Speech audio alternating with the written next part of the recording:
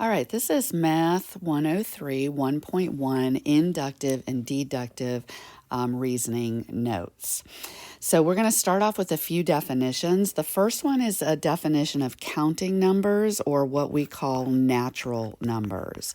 And so counting numbers are represented with a double-sided N. And when we count, we start with the number 1. And these ellipses means that it goes on forever. So another definition that we're going to be looking at is divisibility. So divisibility, if A is divided by B, which we could write like that, or as a fraction written as A over B, has a remainder of 0, then we say that A is divisible by B. Okay?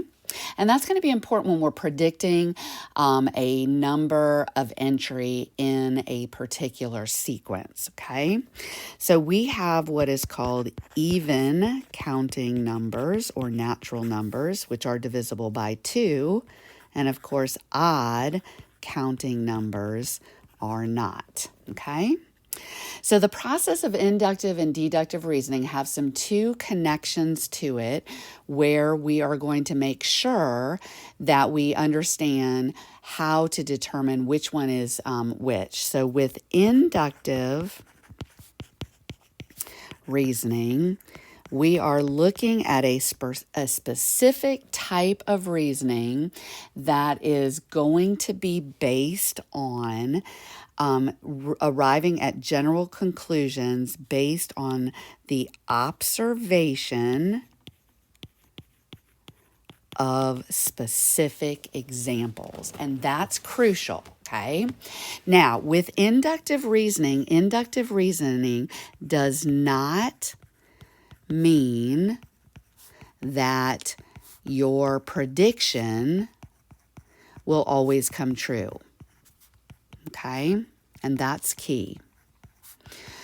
So, for example, I have given you this scenario where for the first 4 weeks of class, every Wednesday, I gave a quiz.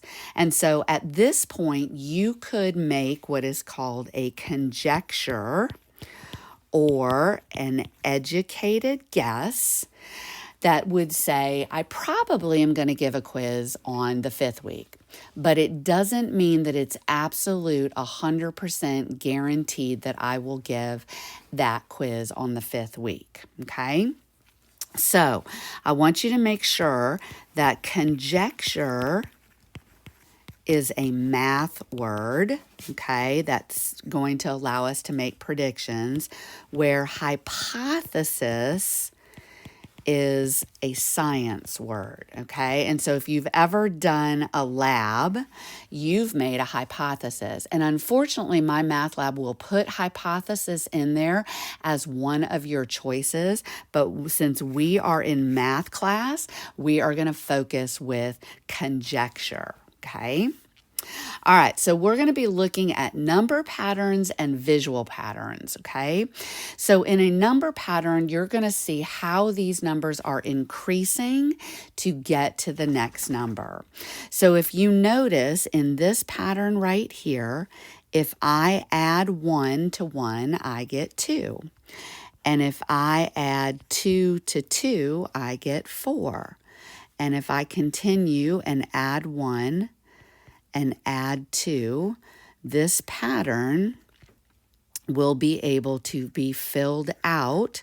So the first blank will be 11, and then I will add 2. And the second blank will be 13, and then I will add 1, and I will get 14. Okay, and so that's just one way of arriving at a solution in this pattern. It doesn't mean that it's the only way, but it is one way to get there. Okay, now one of the things that you might recognize, you can continue that addition, subtraction, addition, or adding of certain numbers to get this next pattern. But I often like to look at, I often like to look at that when we are doing something like this, you may see some relationship of what I call skip counting. And so if I notice I am skipping, and so this second blank will be 6, and then I notice I am skipping again, and so I can fill in those next blanks. Now, you could recognize that you are essentially adding 3 and subtracting 2, but sometimes it gets kind of confusing to, fill in those numbers with, you kind of get lost in the pattern. So sometimes I look at for skip counting, that's how my brain works, and I look for those visual patterns as well. So we're going to try these 3 right here, and I'm going to do the same idea. Notice in this first one, I am adding 1, and then I'm adding 2, and then I'm adding 3, 4, 5, 6, 7, and 8. So that becomes the first blank is 37. And then I'm going to add 9, which becomes 46. And then I'm going to add 10, which becomes 56. In the next problem, I look for that skip counting again, and I see 10, 11, 12, etc.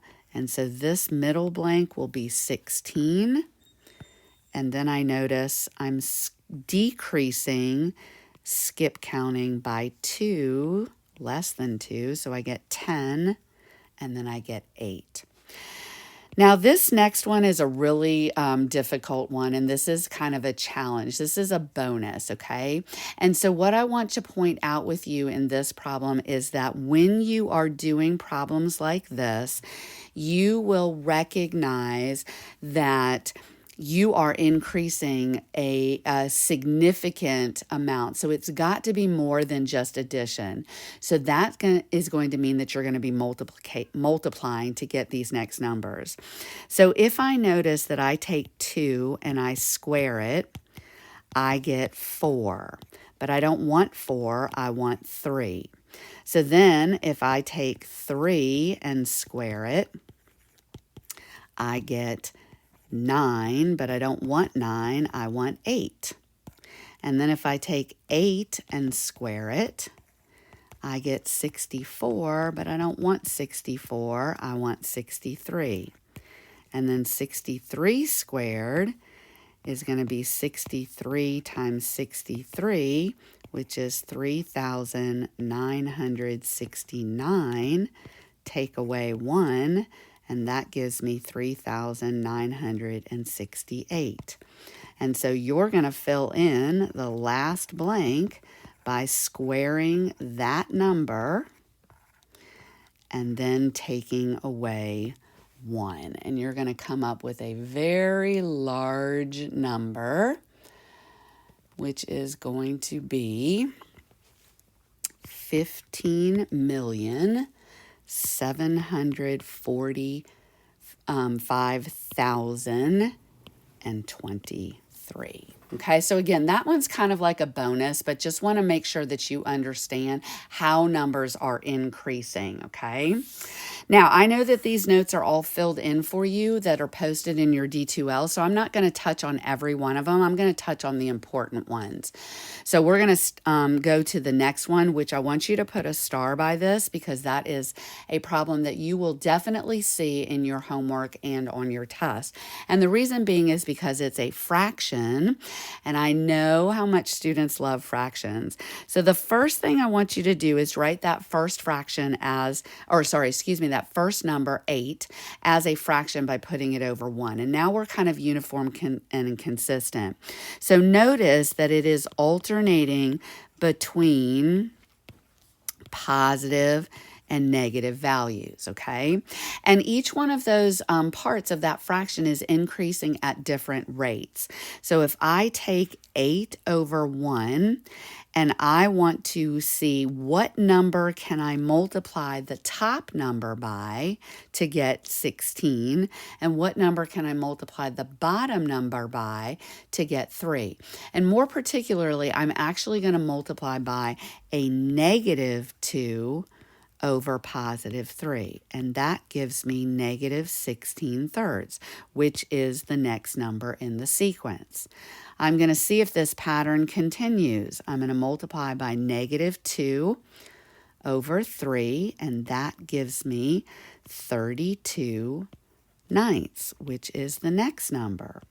And then negative 2 over 3 gives me negative 64/27. And so that seems to be the number that I am multiplying each one of those fractions by. And so hopefully now you can finish out the pattern by taking each one of these and multiplying by negative 2/3.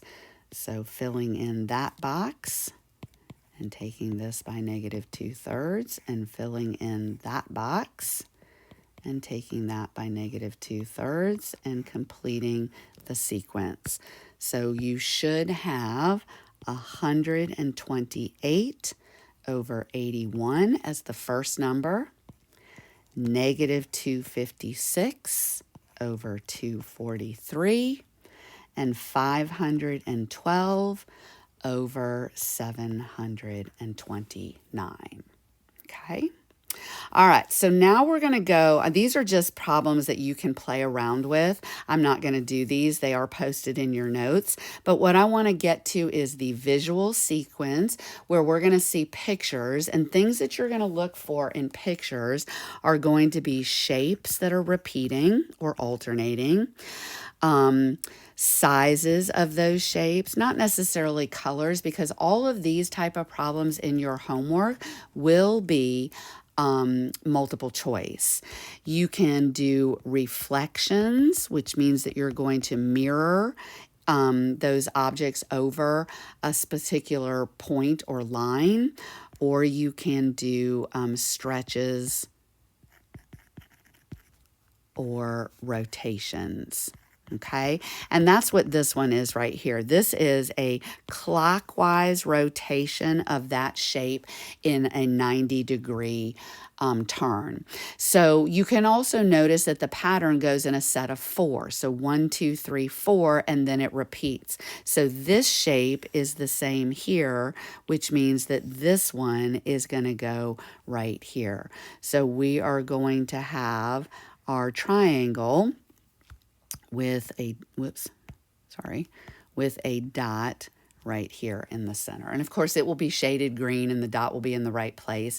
And that's how we're going to go about this, this completing of the pattern. Okay. In the next shape, you'll notice that we go from triangle, square, but you'll also notice that we increase the legs. We go 1 leg, 2 leg, 3 leg, 4 legs. So the next shape is going to be a triangle, and it is going to have 5 legs. Okay. You could also say that it's kind of alternating between light purple, light purple, but that again is going to be already taken care of for you. You're just going to pick the correct shape. Now in the next one, we're talking about an increase of sides. We go from 3 sides to 4 sides to 5 sides. So the next figure is going to be a 6-sided figure. And that's the beauty of, hopefully it was supposed to straighten out there, but it didn't. A hexagon is going to be your shape, okay? So play around with the next two. We're going to get to making a conjecture. And the problem with, and this is kind of what I want you to put here, the problem with inductive reasoning is that you cannot check all examples, okay?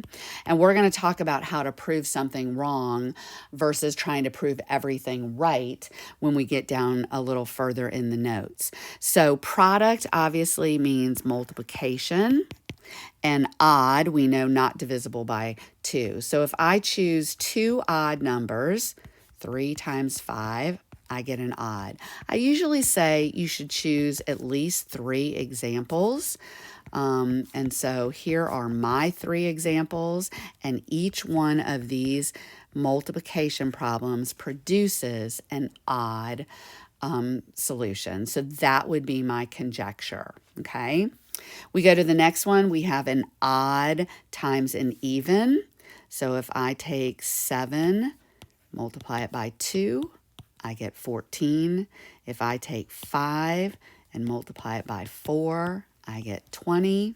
And if I take 11 and multiply it by 6, I get 66. So it's pretty safe to say that my conjecture would be an even answer, okay? Now, go down to, we're going to skip the next one. Again, like I said, these notes that I miss are going to be posted in your completed notes. And if you have any questions, you can always reach out and ask me. So the drawback of inductive reasoning is you cannot prove all examples. So sometimes it's easier to prove and that one example is false rather than all examples are true. And you only need one specific example to contradict your conjecture. And this is an important word to know, is called a counter example. Okay? So in this one, all you need to show is that there are 2 3-digit numbers added together that do not result in a 4-digit number. So the example that I thought of was 101 plus 207, and that comes out to 308, which is not a 4-digit number. And that's all it takes is just one. Now, there are many out there that will show that that doesn't work, that that's not a true statement, but you just need one of them, okay? Any number divisible by 2 that is also divisible by 4. So we want to find a number that's divisible by 2 that's not divisible by 4. And so I use 10. 10 is divisible by 2, but not by 4, okay? And they don't all have to be math related.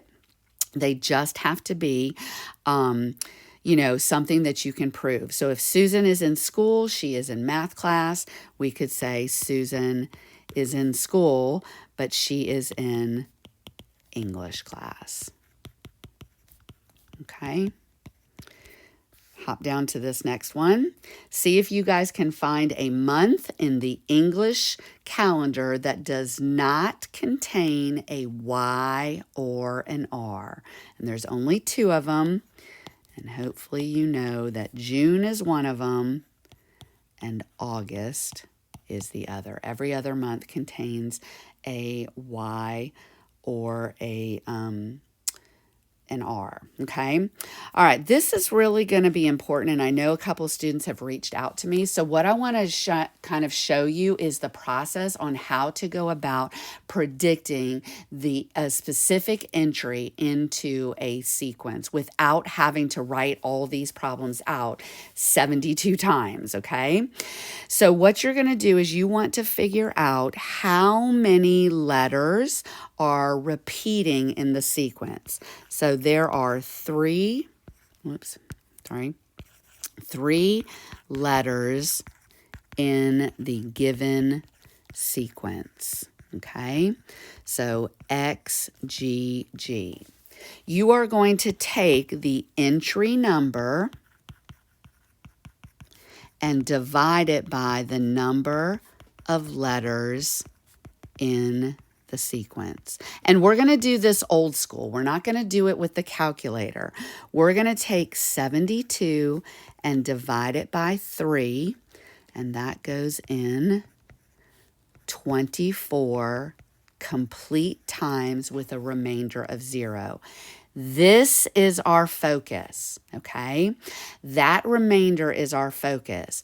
If you get a remainder of 0, that means that your sequence completes 24 times of XGG. So if I just kind of write this out, XGG, XGG, whoops, X, sorry, let's go back, X, G, G, and I continue that sequence out 24 times, this number right here would be my 72nd entry, because I count 1, 2, 3, 4, 5, 6, 7, 8, 9, etc. Okay, so that means that if I get a remainder of 0, the last letter in the sequence will be my entry. Okay, now that's going to change if I have a remainder. So let's go to this next one. Now we have a similar sequence, but this sequence has 4 letters. And we are looking for the 66 entry. So we're going to take 66 and divide it by 4. And so that leaves me, that gives me 16 complete times with a remainder of 2. So I go X, G, G, G, X, G, G, G, and I complete that 16 times, and then I go 1, 2 into the next round. So again, my letter of the 66 entry would be G. So the remainder tells you what letter it is in the order of the sequence, okay? So now we're going to come down here where we are looking for not only the color of the 30th figure, but also the shape. So I'm going to add something. So we want the color of the 30th figure and also what is the shape of the 30th figure. And then we're going to do it again, seeing what is the shape of the 40th figure and what is the color of the 40th figure. Okay, so we notice that we have 3 colors, black, white, and gray, and then we have 4 shapes. Circle, triangle, I'm going to use Q for square, and R for star, okay? So the 30th figure, we want to know the color. We take 3 colors and divide it into 30, and we get a remainder of 0. So that means the color is the last color of the sequence, which would be gray. Okay? Then we want to do the shape of the 30th figure. So now we have 4 shapes divided into 30, and we get a remainder of 2, which says that it is the second shape in the sequence. So it would be a triangle. So the 30th figure would be a gray triangle. Okay, we're going to do the next one. The 40th figure, the color, sorry, this is the shape. The shape of the 40th figure, let's do this into, so we've got 4 shapes going into 40, which is 10, remainder 0.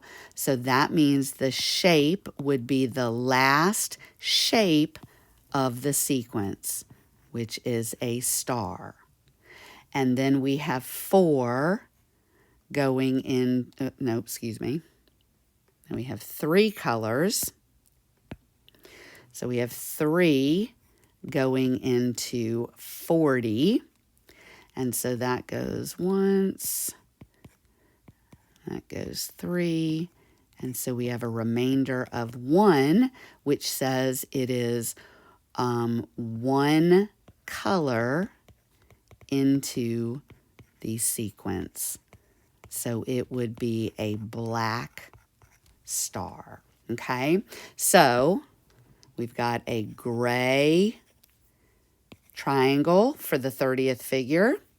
And then we have a black star for the 40th. All right, I'm going to stop here so the video is not too long, and then I will do another video on deductive reasoning.